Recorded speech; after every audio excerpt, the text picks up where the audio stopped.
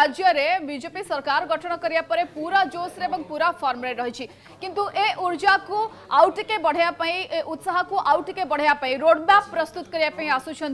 JP Nadda कार्यकारी बैठक उद्घाटन करेंगे कौन कौन सब रणनीति आज प्रस्तुत होगा जाऊँगी पुरी रे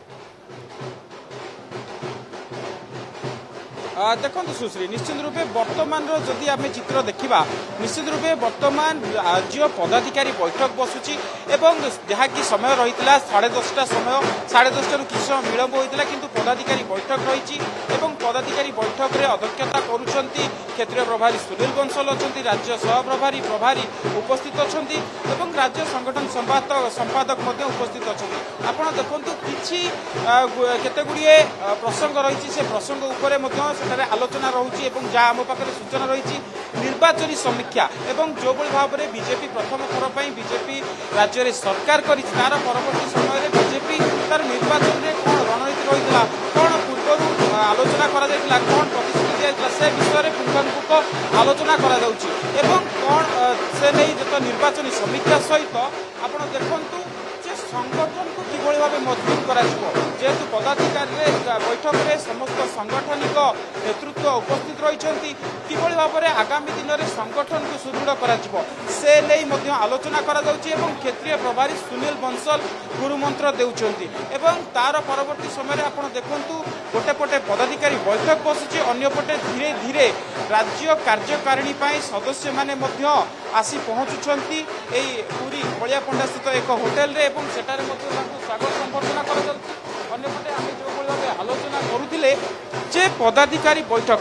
बैठक रे प्रतिश्रुति पूरण ताहा सबुठारु बड़ चैलेंज रहिबो बीजेपी सबुठारु बड़ चैलेंज रहिबो कारण जेतबेले निर्वाचन समय रे विभिन्न प्रतिश्रुति दे जेतबेले बीजेपी सरकार को आसीची सुभद्रा योजना कथा कहतु धानर एमएसपी 3100 टंका कथा कहतु किबा भत्ता 3000 टंका कहतु एई भली जो प्रतिश्रुति रहितला ताकू किबळी भाबे पूरण करा जिवो एवं सेही प्रतिश्रुति विषय रे मध्य पदाधिकारी बैठक रे आलोचना रहउची एवं गुड गवर्नेंस आपण देखंतु जेतबेले बीजेपी विरोधी दल थिला सेतबेले सरकार को टार्गेट करुला जे गुड गवर्नेंस मिलू नाही ओडिशार लोक मानकु गुड गवर्नेंस मिलू नाही जेतबेले सरकार को आसीची सरकार एवं संगठन भितरे समन्वय रखिकी किबळी भाबे लोक माने बा ओडिशावासी गुड गवर्नेंस पाइबे से दिगरे गुरुत्व दिया कहले देवाशीष आपण जदि सुनी पारथांते प्रश्न आपनका पई आजी विजयपाल सिंह तोमर कहले कि आगामी 25 वर्ष ओडिशा रे सरकार करिबा बीजेपी तो आज 25 वर्ष नहीं रणनीति प्रस्तुत हेबा कि देखो निश्चित रूपे पूर्वर जो आम कहिबा कि बीजेपी राज्य सभापति मनमोहन सामल कही कि गोटे कि दुईटी टर्म नुह आम अधिक अधिक टर्म एभली भाव 50 वर्ष किभली भाव शासन करूँ से नहीं आम रोडमैप प्रस्तुत करुँ अंपटे आज जितेबाला बीजेपी निर्वाचन प्रभारी विजयपाल सिंह तोमर कहते आम 25 वर्ष शासन करने को लक्ष्य रखुच्छू ओडिशा रे तेणु निश्चित रूपे तार रोडमैप एठारे प्रस्तुत हम और से रोडमैप कौन रही भाव में लोक पाखक पहुँचे एवं जो प्रतिश्रुति दे आसिचंती बीजेपी सरकार से प्रतिश्रुति को किभली भाव पालन करा सबुठारु बड़ चैलेंज रही नहीं आज बीजेपी पदाधिकारी बैठक प्रथम बसुची एवं ये पदाधिकारी बैठक रे एक चिठा प्रस्ताव आगत हो राज्य कार्यकारिणी जितेबाला बीजेपी राष्ट्रीय अध्यक्ष आसवे से कार्यकारिणी रे से प्रतिश्रुति गुड़िक किभली भाव पालन करा किभली भाव लोक मान पाखक जीव एवं समाजर शेष स्तर में जो लोक रही जो मैंने सबुठारु वंचित रोचंती सेमानक पाखु किभली भाबे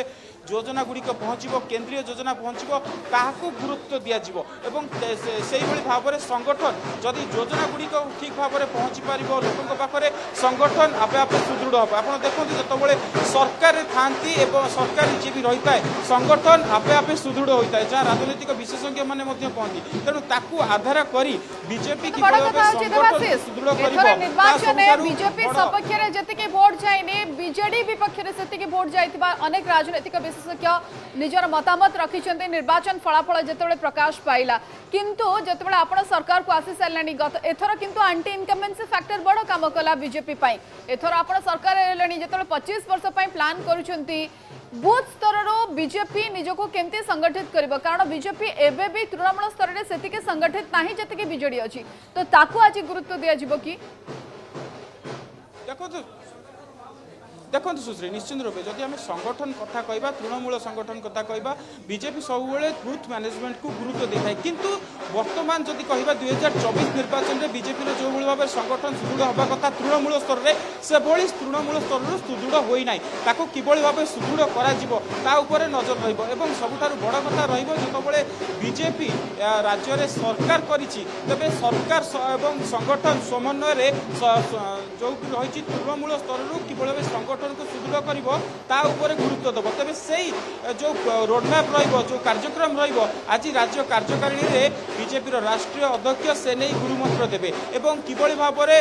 संगठन को सुदृढ़ कर आगामी पंचायत निर्वाचन अच्छी पौर निर्वाचन अच्छी से किभली भाव में राज्य बीजेपी बहुत भल कर से नहीं एक गुरुमंत्र दिज्व प्रति आमर आप देखु सुश्री प्रति कार्यकर्ता को क्षमता दिज्व तेणु निश्चित रूपे ता सबुठ बड़ कथा जे बीजेपी क्षमतार विकेन्द्रीकरण करुच्ची जे प्रति कार्यकर्ता को किसी ना किसी टैक्स दिज्व से तृणमूल स्तर को जीवे एवं साधारण लोकों पाखक पहुँचे केंद्रीय योजना एवं राज्यर जो नुआ नुआ योजना गुड़िक रोचे से लाभवान हो